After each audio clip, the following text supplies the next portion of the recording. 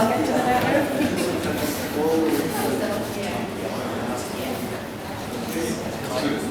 Fucked up that though. I make the wrong recipe. I'm just gonna have a little bit more now.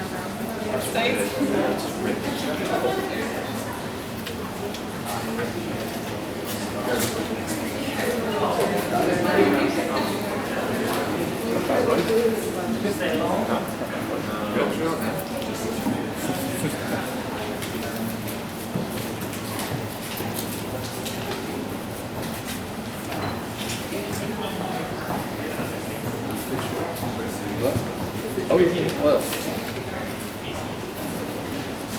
Just about. I know. I think I need it. I think I need another line or two.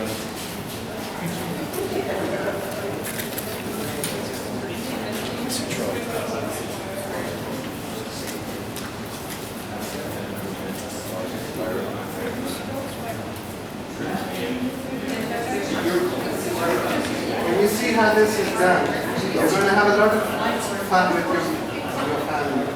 Trust me. Any of you have kids? Yeah. All right. Well, this is going to be the cheapest game that's going to keep your kids amused for hours. Right? Let's see if we can take this viral, okay?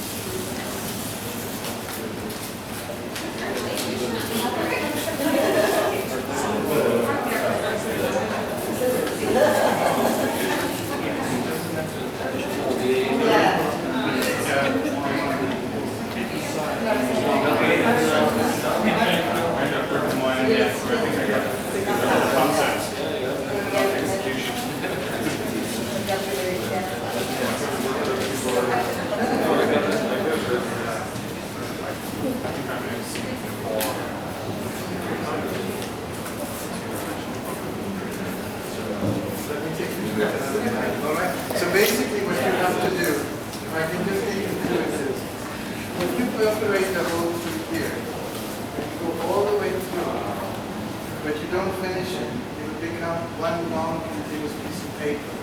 Now the paper will twirl around, and you will actually be able to go through it. There you are. Can you see it there?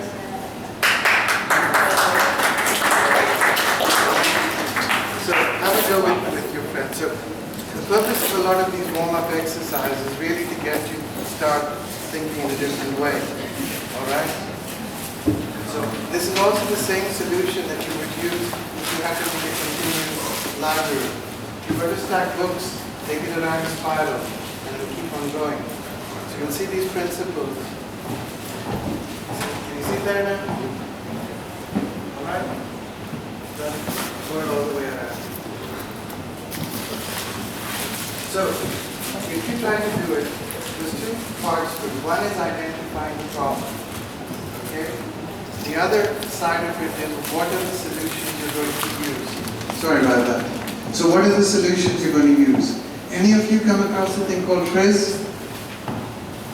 Okay, it's sometimes known as the theory of invented problem solving. That was first developed by a Russian scientist. He went through looking all the patents in the world and he classified them and he found some common patterns in all the patents. So at the end of it, I've got 40 of those slides depending on how quickly we go through it. But I'm going to take you through a lot of other patterns. Any of you familiar with the technique called quality function deployment? So that's another solution. So when Lexus built their car and so on, it allows you to manage conflicting requirements. Okay? So today I'm just giving you a broad overview and I'm going to dart through a lot of things that will hopefully, because this is your buffet. It's an innovation buffet, okay? A lot of you are familiar with design thinking, so what's that about? It's about the empathy map, It's about the team solving the problem. It's about looking at how things are already done. Okay? The anthropological approach is very much about watching people, what they're doing. Like we talked about the airline pilot and so on.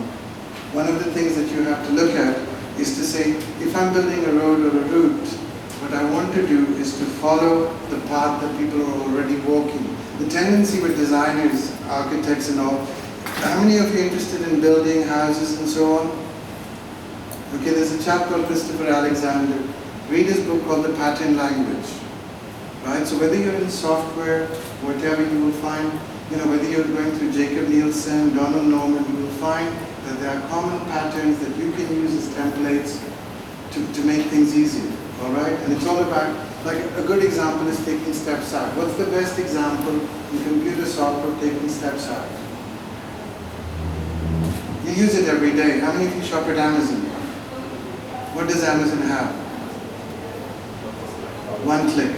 Now Amazon have taken that idea one step further. What they have in America is they know you want to replace common ideas, so they put a Bluetooth device with a button to reorder. So you just stick that into your place wherever you're keeping your washing powder or whatever, press it once and it reorders.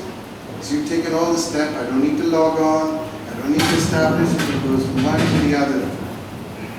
A lot of business models use that in the concept of automatic reordering. The biggest growth area today for your business is to create automatic reordering. So if you're providing food or supplies or services, what do? Create an auto reorder. So what does that become from one click to 0 click? Does that make sense? So we talked about the Eureka. A good example is, how many of you guys use Velcro? You know the story about Velcro? Guy's taking his dog, he has one of those, not Labradors, the ones with the long hair, and is running through brambles and it gets covered in them. And he has his aha moment and invents Velcro. So, you familiar with that? Well, if you look it up, go and look up the history of Velcro. Aha moments are all there, and suddenly, then what tends to happen is when your idea is caught on, then Joe Bloggs can adopt it for everything, from putting your stickers together, to your baggage. The uses are infinite, okay? So, you've got the serendipity model. Any of you come across Clayton Christensen and the Innovator's Dilemma? Yes? No? Yes. Do you want to tell them about it, or? Yes, it's where you have a successful product. Maybe you already have a successful product, and the dilemma is to create a new product, you would end up disrupting yourself. Or if you were to try and compete with somebody else, then it would be a bad decision because your resources should be allocated to your successful product. Exactly. So you have got to, as a business, think about redefining. So the example that he uses is computer hard disk manufacturer. So hard disks, a long time ago, I don't know if you remember, but when I started, a mainframe hard disk for 10 megabytes used to cost £10,000. Now, while they had such a profitable model, why would they want to introduce the 5.5-inch disk? So somebody else, like Seagate or whatever, comes along, and the PC manufacturers identified.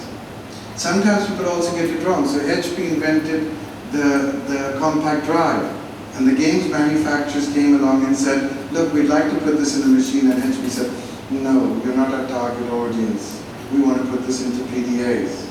The rest is history. So what you do is you can come up with your innovation, but then when you put it to the market, that's the time to start listening to the market. Does that make sense? So sometimes you don't listen to the customers when you're launching something new, especially if you're trying to create a new category. So I'll take you through some of the business model design, evolutionary.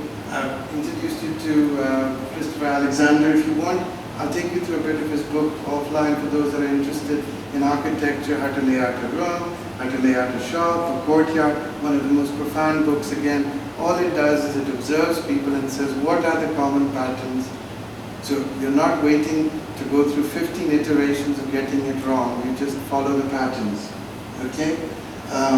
Any of you come across Don Norman or Jacob Nielsen? Well, as you know, Don Norman and Jacob Nielsen now work together, but if you go to YouTube, type Don Norman and the psychology of everyday things, he talks about concepts like affordance. So whether you're building a website or you're building a physical door handle, the door handle gives you a cue, because on average, we come across 10,000 items a day to which we have no knowledge about the prior instructions. Okay? Any of you come across Albert Toffler? Okay. Again, very interesting guy. He talks about social change brought about by technology.